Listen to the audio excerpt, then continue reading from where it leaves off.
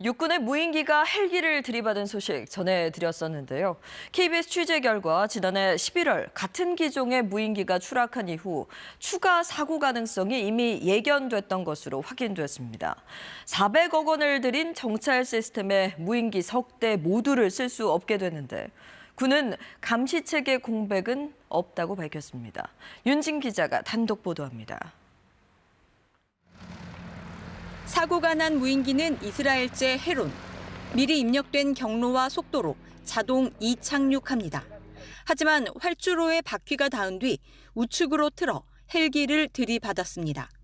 랜딩 기어나 방향을 조종하는 날개 조종면의 고장 가능성이 제기됩니다.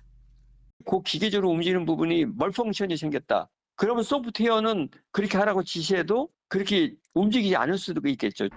군은 2016년 하늘에서 정보를 수집하는 헤론 기체 석 대를 포함해 이를 분석하고 운용하는 지상 장비 수입에 400억 원을 썼습니다.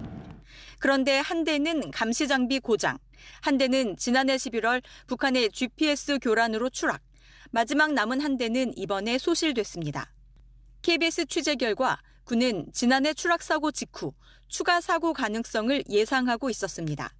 국회 비공개 보고서를 보면 남은 기체만으로 교대 없이 작전 임무를 매일 수행하고 있어 정비 시간 부족으로 비행 안전성에 부담이 있고 수명 연한 단축으로 조기 도태가 예상된다고 보고했습니다.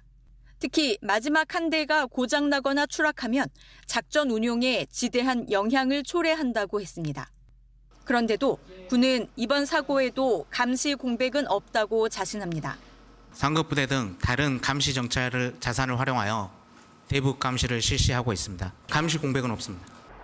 군은 위원회를 구성해 조사에 착수했는데 불에 탄 기체의 훼손이 심해 정확한 원인 파악엔 시간이 걸릴 것으로 보입니다. KBS 뉴스 윤진입니다.